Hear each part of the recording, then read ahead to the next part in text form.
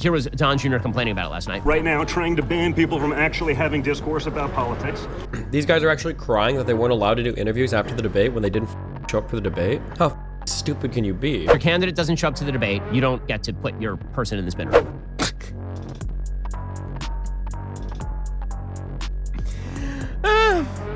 Inimitable. I mean, like, that's it. Apparently Tucker Carlson aired this at the same time as the Republican debates. It's debate night, but we're not in Milwaukee. Why aren't you at the Fox News debate tonight in Milwaukee? Well, you know, a lot of people have been asking me that, and many people said you shouldn't do them, but you see the polls have come out, and I'm leading by 50 and 60 points. And, you know, some of them are at 1 and 0 and 2. And I'm saying, do I sit there for an hour or 2 hours, whatever it's going to be, and get harassed by people that shouldn't even be running for president? Should I be doing that? And a network that isn't particularly friendly to me, frankly. You know, they were backing Ron DeSanctimonious like crazy, and now they've given up on him. I mean, it's a lost cause. But I just felt it would be more appropriate not to do the debate. I don't think it's right to do it. It doesn't make sense to do them. So I've taken a pass. When you say there are people on stage who shouldn't be running for president, who do you mean? Well, I don't want to really use names, but it wouldn't matter too much. A guy like, I call him Ada Hutchinson. It's Asa, but I call him Ada. Why do you call him Ada? You know, I could tell you, but I don't want to get myself in a little trouble. Maybe American with Disabilities Act? Does he call him retarded, basically? How does this guy get elected governor of Arkansas? But he's nasty always and has been. A guy like Chris Christie, the guy left with a 8%, think of it, 8% approval rating in New Jersey. Now he's running for president. Maybe we could chat sometime. What do you want to chat about, my dude? Yeah, what's up? Yeah, I had an interesting thing I wanted to discuss with you. Basically, how the election cycle, how the new president is going to influence the war in Ukraine. So there's a lot of people, basically, so I'm Ukrainian, right? And a lot of people basically say that whoever supports Ukraine is the best candidate, right? Like, it's very obvious where our allegiances are. So what do you think? Is a Republican, is a Democrat going to be better for Ukrainian sovereignty, I would say? I have no idea. It super depends on the Republican. If you get like a super mega populist guy like Trump or Vivek, then we're probably going to slowly withdraw support from Ukraine, would be my understanding. Maybe, or maybe they'd have so many advisors that would never happen. It sounded like people like Nikki Haley would be pretty hawkish on Ukraine, and that wouldn't happen. We would continue to support him. So is there a line in a Republican Party that is just not popular? Because I've heard that some of them are like, you know what, Democratic Party is not doing enough. We actually would do even more for Ukraine, and that's kind of like they're getting points there. Who said that? I don't remember specifically. I've heard that when the war started and the Biden administration was kind of slow. I'm not super well-versed in American politics, but that's what been spread around in Telegram channels and stuff, that some Republicans were saying that some Republicans did visit Ukraine recently to kind of, give like some promises, or I don't know what they were discussing, but is there no such sentiment in the Republican Party? I mean, it's kind of divided right now between the populists and the establishment. The populists probably don't want to support Ukraine as much. The establishment probably would, but it's hard to say who's going to win the next election, so I don't know. Yeah. Correct me if I'm wrong, but isn't the popular opinion in America that Ukraine should be supported? Shouldn't be they doubling down on that? I think popular opinion is supported, but I think right now the majority of Americans think we need to send less aid, I think is what the polling data is right now. Because like isolationism and stuff, like protecting the border. Or just because people just hear numbers, they think they're big, and they're like, maybe it's enough. They stop caring, but yeah. So some of the people in my chat were saying that, and if I understand this correctly, it's a complete bullshit, but they were saying that illegal immigrants in America were voting and stuff. That's not possible, right? Yeah, there's no evidence that that's happening. So it's just being spread by like Tucker Carlson and people like that? Yeah, people always say maybe it's happening, but there's never been any evidence to show that it's happening. Did you hear that he's going to have a conversation? He wants to have a conversation with Putin, this guy, Tucker Carlson? Wouldn't surprise me. Do you think it's going to happen? I don't know. Good question. Maybe. I'm not sure. Now that he's like fully independent, I guess he could if Putin wanted to, but yeah. I have this, maybe, I don't know, I'm interested in your opinion on this. So you're pro free speech, right? Yeah, generally, yeah. Do you think that people like Tucker Carlson and like maybe Alex Jones should be prohibited from having a platform? Not by like government. Like, can't they? I don't know how your system works, but can't they like forbid them to speak publicly? No, I think that I mean, you should have the right to speak. People should speak. You should be able to have your opinion aired and voiced, and yeah, it's how our democracy works. Do you agree with that completely? Because you said recently something on stream that it's like you don't even know if people like the amount of like misinformation and just dumb shit that they're saying is just so bad that maybe they shouldn't have the ability to speak like that. No, I mean, it sucks and it's annoying, but I mean, that's just part of living in a democracy. Is a lot of people are going to say stupid things that are probably bad and can be harmful, but I mean, that's part of like freedom of speech, right? Well, yeah, but in Europe, for example, in some country, speech is to some extent policed. In Ukraine, obviously, right now, if you're like pro-Russian, you're gonna get completely. That's what happened to that Coach Red Pill guy, which I also considered reporting to the SBU. I think that's like fair to protect your national interest.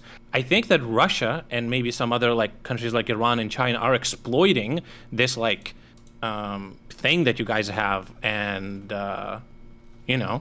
I mean, I don't like the way that freedom of speech works in like Europe and shit. So I mean, I'm okay. They can run their things that way, but I like them. I think we enjoy greater freedoms over here. Like in Europe, people get like jailed for like, well, not jailed, but fined for like Nazi salutes or like calling people racial slurs on Twitter. I think that's a little too far.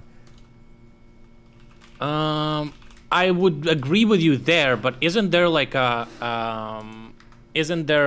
so like, for example, is there a difference between Nick Fuentes doing that or some random guy doing that? Is there I mean, yeah, there's a difference. What do you mean? Nick's got a bigger platform. He's a different person. What do you mean? Right. So would you think it would be fair if there would be some kind of legislation or law or whatever the fuck it's called, where if you're big enough and you're like fucking brain dead and you're spreading harmful shit, should you get like fined and stuff? No, because I mean, like, who decides what we fine people for? Do I want like Donald Trump? Isn't that what technically happened to Alex Jones?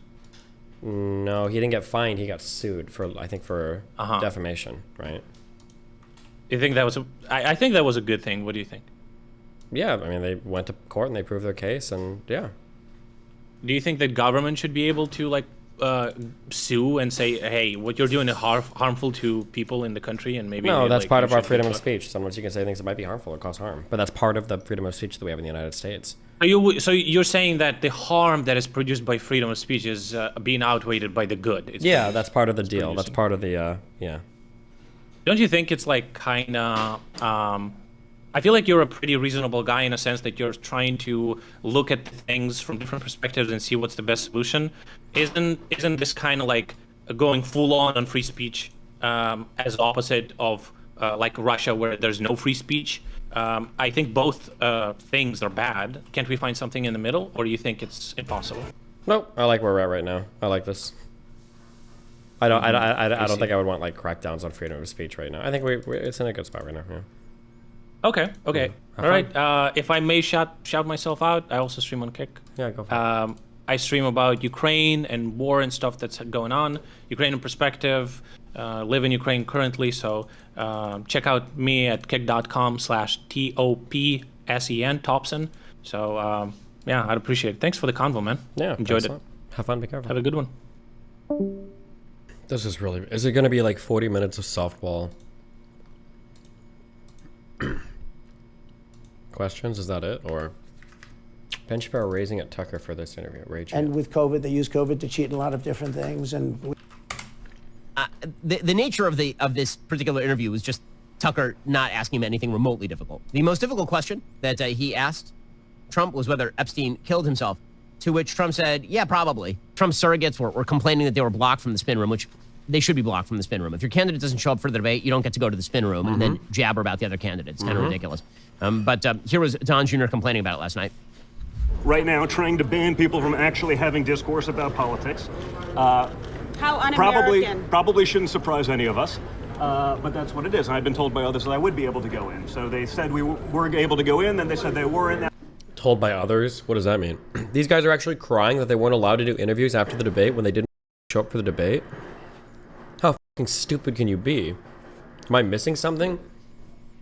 Now that we're here, and the candidate that... Who said you can't go in the spin room? They're telling me right He's now, saying Fox Fox won't said let that. me into the spin But room. that's what the You work American for people Fox should know. News, This sir? is the kind of They're network telling they him, he are. works for security here, but they're telling him that I'm not allowed to go in there. Because the candidates that Well, I they've mean, if been your dad showed up to boosting the while debate, you could go. simultaneously I don't trying to cut down understand. Trump for the last, what, 2 years? And about 5 Okay, no, minutes before I'm I sorry. found This out is no silliness. This is silliness. If your candidate doesn't show up to the debate, you don't get to put your person in the spin room. I mean, that seems like fairly fair on every level, especially because Trump was getting plenty of attention of his own. He did an interview with Tucker Carlson on Twitter, X, and Trump, had it easy. Tucker asked him 0 hard questions. Tucker did not press him on pretty much anything. It wasn't a serious interview. I mean, I've seen Tucker do serious interviews where he asks hard questions of people. This was clearly not that interview.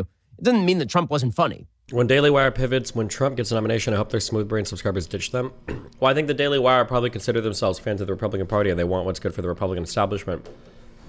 And running Trump again is probably just a really bad idea. Like, the idea of running a president again against the same president that he lost to already is just a phenomenally bad idea. And it's just so scary. And if Trump won, he doesn't even have his incumbent advantage. Like, they're going to have to run again afterwards because he's only a one-term president. Because he's already had one term. Like, it's just, there are so many reasons why, like, running Trump is just such a bad idea. And, yeah, I don't know. He walks, he can't lift his feet out of the grass. It's only 2 inches at the White House, right? That's not a lot. But you watch him, and it looks like he's walking on toothpicks. So, and then you see him on the beach where he can't lift a chair. Those chairs are meant to be light, right? They're like 2 ounces. You Yeah. lift them up. He can't lift the chair. He can't walk to the chair. And I don't know what they're doing with the beach. This beach is seeming to play a big role, but they love pictures of him on the beach. I think he looks terrible on the beach.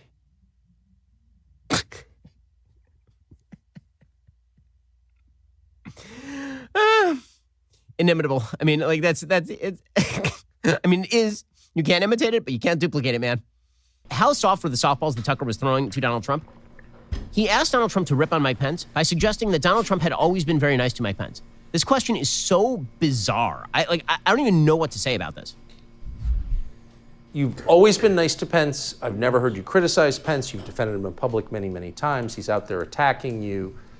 What is that? What? So Mike wants to run What? for president. You got to understand. What? In my opinion, Mike It's been okay. Pence had the absolute right to send the votes back to the legislatures. The Democrats and everybody said, you don't have the right. In other words, what I It said is so wild that Trump still maintains this, that he could ask his vice president of the United States to reject the vote. This is such a wild line of thinking. Oh my God. is he a human conveyor Okay, belt? like, You mean if he finds fraud in Pennsylvania, in Georgia, in any of these states? I don't care about Trump's answer. It's Tucker's question that's absurd. You've always been nice to Mike Pence? The actual what? Whoa. What? Isn't it against his religion to swear or something? Okay, for those who have a memory of a goldfish, let me remind you of a time when Donald Trump suggested, nay, said outright, that Mike Pence had the unilateral capacity to overthrow an American election, essentially called him a coward, suggested that he would be forced to do so, and then when Mike Pence called him from the Capitol building on January 6th, because the Capitol building was under assault, he basically did nothing. You were always very nice to Mike Pence is one of the craziest Orwellian statements I've ever heard. You were always very nice to Mike Pence is an insane statement. That's like, truly, that's a crazy, crazy question. Why do you think he uses a clip on mic and this microphone you hear? Which one are we hearing him speaking to? For Trump, that's all. It sounds like a high quality mic, but is it, usually these little dots are on the front of the mic. Is it backwards? There's no way they'd have it f***ed up. I wonder if he uses this one to talk to his crew. It's for fashion. Cosmetic mic. Ben's audience, as much as they're trying to be establishment Republicans that are not siding with Trump blindly, I feel like a lot of his audience is probably still going to be squarely in the pro-Trump camp. I think most of these comments seem to be pretty pro-Trump, so. Why do so few people trust Klaus Schwab and World Economic Forum? Like, why is it that they're in every single conversation of people? These guys want to control you. They want to make decisions for you. They want you to... Oh, thank God. A 20-minute video where we're finally going to see some bad shit that Klaus Schwab has done. Certainly, it's not just going to be him randomly connecting dots from disjointed sentences from speeches throughout a decade or two, right? Finally, we're going to see what the World Economic Forum and Klaus Schwab have been up to. Thank God, I've been wanting to see this for so long. I'm so hype. Eat insects? There's no way they said you got to eat insects. They would never say such a thing. They would never say you shouldn't eat meat or, U.S. will no longer be a superpower. Why would they say such a thing? U.S. pays into World Economic Forum. So we decided to investigate it. How much does U.S. pay to World Economic? I thought World Economic Forum was like a big conference where all like the world people go and jerk themselves off over how cool they are and all their ideas for the future. Like it's basically like a conference for... It's an international, non-governmental, and lobbying organization for multinational companies based in Coligny, Canton of Geneva, Switzerland. Okay, two of these are fake places. Okay, dude. The foundation, which is mostly funded by its 1,000 member companies, typically global enterprises with more than US $5 billion in turnover, as well as public subsidies. Typically global enterprises with, I don't know what the this means, but okay. Views its own mission as improving the state of the world by engaging business, political, academic, and not only decided annual meeting in Davos, mountain resort in the Alps. Anyways, together some 3,000 paying members, among whom are investors, blah, blah, blah, aside from Davos. I'm just curious how much the United States actually pays. The cost to be paid by companies for a delegate to the World Economic Forum were $70,000 and $120. Oh my God. We should fundraise and pay money to have a Destiny.gg LLC delegate in the World Economic Forum. Holy shit. Since 2013, the World Economic Forum received $60 million from U.S. taxpayers. What does that mean? So just like U.S. citizens that buy tickets? Oh, it's mostly the State Department's U.S. aid. Taxpayers paid $60 million to support the WF Grow Africa program, which facilitated... Oh, okay. All right. Makes sense. Okay. And Klaus Schwab is actually a modern-day Nostradamus. He knows how to predict crisis from happening. He's got that kind of gift. We'll talk about that. We'll talk about how much money they've raised, their expenses on an annual basis. You'll see who was invited to be a young global leader. 3 names. Wait till you see what Tulsi, Musk, and Vivek said to World Economic Forum. We'll cover that as well, and a bunch of other things. Having said that, stay tuned. We're going to study World Economic Forum and Klaus Schwab in this episode. Okay. So give it a thumbs up and subscribe to the channel if you get value out of this video. Let's get right into it. So Klaus Schwab founded World Economic Forum in 1971 as a not-for-profit foundation. It is headquartered in Geneva, Switzerland. It was originally called the European Management Forum, and initially his focus was in the meetings on how European firms could catch up with the U.S. management practices. This is their mission statement. Engage business, political, academic, and other leaders of society to shape global, regional, and industry agendas. Okay. Mission is committed to improve the state of the world. So far, sounds pretty good. They made a prediction on what they think is going to happen in 2030, 8 of them, which I think it's important for you to know. Here's some of the predictions. Number 1, you'll own nothing and you'll be happy. By the way, this is from their website. This is a video they produced. Number 2, the U.S. won't be the world's leading superpower. Instead, Why not just like actually look at the... I've read this stupid article. Or it's not even a dumb article. It was like an essay on like potential futures of the world. Why not like actually just read the essay? Somebody link me this. Hold on. Welcome to the year 2030. Welcome to my city, or should I say our city. I don't own anything. I don't own a car. I don't own a house. I don't own any appliances or any clothes. It might seem odd to you, but it makes perfect sense for us in this city. Everything you considered a product has now become a service. We have access to transportation, accommodation, food, and all the things we need in our daily lives. One by one, all these things became free, so it ended up not making sense for us to own much. First, communication became digitized and free to everyone. Then, when clean energy became free, things started to move quickly. Transportation dropped dramatically in price. It made no sense for us to own cars anymore because we could call a driverless vehicle or a flying car for longer journeys within minutes. We started transporting ourselves in a much more organized and coordinated way when public transport became easier, quicker, and more convenient than the car. Now I can hardly believe that we accepted congestion and traffic jams, not to mention air pollution from combustion engine. What were we thinking? Sometimes I use my bike when I go to see some of my friends. I enjoy the exercise and the ride. Kind of gets the soul to come along on the journey. Funny how some things seem never to lose their excitement. Walking, biking, cooking, drawing, and growing plants. It makes perfect sense. It reminds us of how our culture emerged out of a close relationship with nature. In our city, we don't pay any rent because someone else is using our free space whenever we do not need it. My living room is used for business meetings when I'm not there. Once in a while, I will choose to cook for myself. It is easy. The necessary kitchen equipment is delivered to my door within minutes. Since transport became free, we stopped having all those things stuffed in our home. Why keep a pasta maker and a crepe cooker crammed in our cupboards? We just order them when we need them. This also made the breakthrough of the circular economy easier. When products are turned into services, no one has an interest in things with a short lifespan. Everything is designed for durability, repairability, and recyclability. The materials are flowing more quickly in our economy and can be transformed to new products pretty easily. Environmental problems seem far away since we only use clean energy and clean production methods. The air is clean, the water is clean, and nobody would dare to touch the protected areas of nature because they constitute such value to our well-being. In the cities, we have plenty of green, shopping, live different kinds of lives outside the city. Okay. This basically some guy wrote an essay. Was this 5 or 7 years ago? 2016. Somebody wrote an essay about a hypothetical future about once we're basically reached a post-scarcity society with infinite free energy, what would it look like basically? People keep presenting this they want to take everything. No, this isn't even the World Economic trying to do something. It was literally just an essay submitted to the WEF for a guy that had a take. There's tons of essays that people submit for what could the future look like? It's so stupid. This is some random, it's some random Danish politician. Nobody gives a it's not Bill Gates. Even if it was Bill Gates, who the cares? Yeah, I don't know. It's so stupid. Handful of countries. I'm not going to look up every single quote, but my guess is going to be that every single one of these quotes has probably some greater context behind it, where it's not the WF is trying to destroy the U.S. or destroy owning shit. It's just yeah, it's just stupid quotes, but okay. Will dominate. Number 3, you won't die waiting for an organ donor. Instead, we won't transplant organs. We'll print new ones. Very interesting. Number 4, you'll eat much less meat. If you like meat, you're kind of screwed here. Number 5, 1 billion people will be displaced by climate change. We'll have to do a better job at welcoming and integrating refugees. Sounds very noble, but who knows what that means? If the world's only going to be ran by 5 countries, there's not a superpower. So can they just choose to say this 10 million will be moving to your... Okay, hold on. Sounds like climate change. We'll have to do a better job at welcoming and integrating refugees. Sounds very noble, but who knows what that means? Why not go and look at what they mean?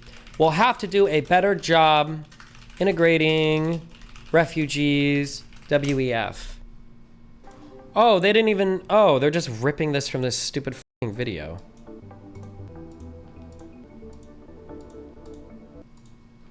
Oh. Okay. World Economic Forum and the Blueprint of Fascism. Jesus. Okay, well. By welcoming and integrating refugees sounds very noble, but who knows what that means? If the world's only going to be ran by 5 countries, there's not a superpower. So can they just choose to say this 10 million will be moving to your state? This 8 million is going here. They get to choose that if that's what integration means. Number 6, polluters will have to pay to emit carbon dioxide. There will be a global price on carbon. This will help make fossil fuels history. Number 7, you could be preparing to go to Mars. Oh my God, can you imagine how they're trying to sell the people around the world? Scientists will have worked out how to keep you healthy in space. Science will work out how to keep you healthy in space. The start of a journey to find alien life. Number 8, Western values will have been tested to the breaking point. Checks and balances that underpin our democracies must not be forgotten. How do you feel right now? Are you watching this saying, there's no way this is true? Let me go Google this myself. Go ahead and do it. Pause the video, check it for yourself, and then come back and you'll see this is what they're telling you. If they're selling you a dream, man, this is awesome. I can't wait to live this life. Well, then follow whatever they're telling you. But if this is a nightmare type of a situation coming from their mouth to you, you may want to investigate these guys before we see them as experts and honorable leaders that we subscribe to whatever they tell us to do. Now, here's their objectives. I'm going to read to you from their website. Stay tuned. Let me just read it to you. It's not going to sound real, but let me read it to you. So look, I've been in the financial industry since 9/11, the day before 9/11, and I've owned stocks, bonds, mutual funds, real estate, crypto, gold, you name it, I've owned it. But the one thing that's very important part of my portfolio all these years is gold.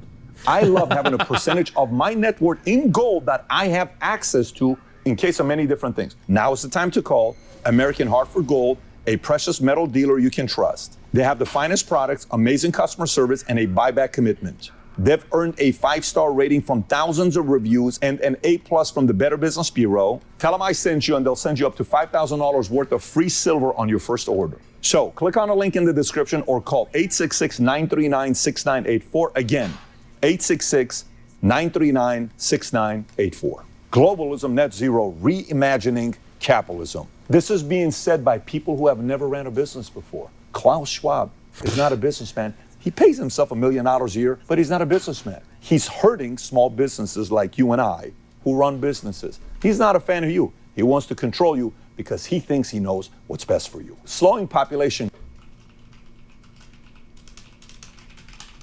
Did we actually get to how he was doing that? He's a German engineer, economist, and founder of the World Economic Forum. He's the German organization in 1971. Growth. They're not saying depopulation. It's more like saying slowing population growth. It's a little bit more gentle. And Well, because population growth has been slowing since the boomers and industrialization. Oh my God. See how many different industries, massive companies, multi-billion dollar behemoth companies are members and they're coming together. What's the whole purpose of this? It's a globalism to control what the smaller people don't get to do. They make the decision that's best for you. Kind of gets you thinking a little bit, right? Makes you want to be a little bit skeptical. But let's go a little bit deeper. What are some of the initiatives? We haven't gone deep at all yet. Just kind of interesting. Remember earlier I said Nostradamus? Check this out. The Great Reset. You want to know what book Klaus Schwab wrote and when? Here's a question for you. I'm right now about to launch my business book that's going to come out here soon called Choose Your Enemies Wisely. Do you know how long we've been working on this book? A little over 2 years. How long do you think it takes to write your book, publish it, release it to people? Even if you're fast, what would you say? A year? 18 months? Maybe you're super fast, it's what? 6 months. Watch the book this guy wrote. The book's title is COVID-19, The Great Reset, written by Klaus Schwab. Ready for the release date? July 2020.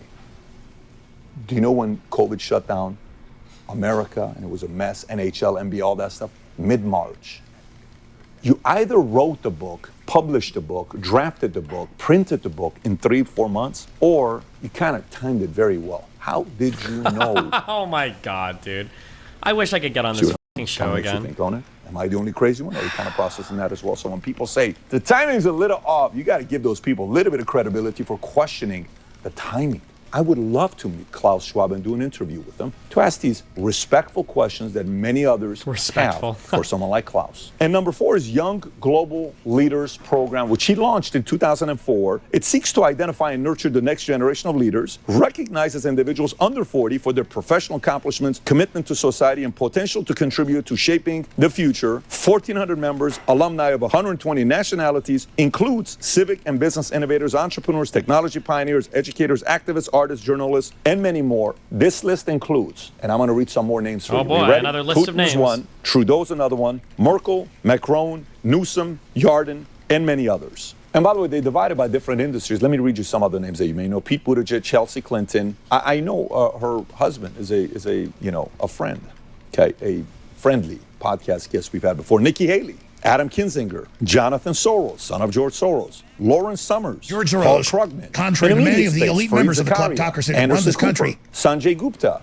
is not a Andrew vampire. Ross Sorkin, He sold Thomas his Friedman, violence George of all the corrupt Stephanopoulos, hegemons raping your local elections. This one should Maria be injecting Bartiromo. adrenochrome. Now here's for technology and social media. Bill Gates, Steve Ballmer, Bezos, Sergey Brin and Larry Page, Eric Schmidt, Peter Thiel, Mark Zuckerberg, Sheryl Sandberg. From Great Britain, Tony Blair, Niall Ferguson, Charles Allen. Remember how I told you Tulsi, Musk, and Vivek? All 3 were nominated, but they said, not interested. We're okay. You don't need to recognize us. Thank you, but thank you. So again, you pick and choose. You may be watching the same. I want to get nominated for this. Great, you can go get nominated for this guy. But you may say, I don't really want to get nominated. Well, here's what some people who said good things about him said, and here's what some people said bad things about World Economic Forum. Let me read both of them to you. What are we supposed to learn from this? Like, even in theory, what is it supposed to achieve? Atmospheric rivers. It's basically like the goal is like, can I find something with a bunch of names and like sentences that seem spooky, and then can I link it all together and use it to sell you my particular conspiracy theory? This is a trash video. There's literally no value in watching this. But I mean, there's no value for an intelligent person watching this. But like for people that are in the Matrix or whatever, the conspiracy driven or whatever, having like all the names and everything like seems really compelling. But I still think that the like the number one way to the thing is, when I talk to people like this, is like what I would say is like, okay, give me like a smoking gun. Like, tell me something bad that's happened. Like, show me an actual bad thing. Why are we... Like, what's happening? What's the bad part here? But they never actually have that. It's just like grand conspiratorial stuff.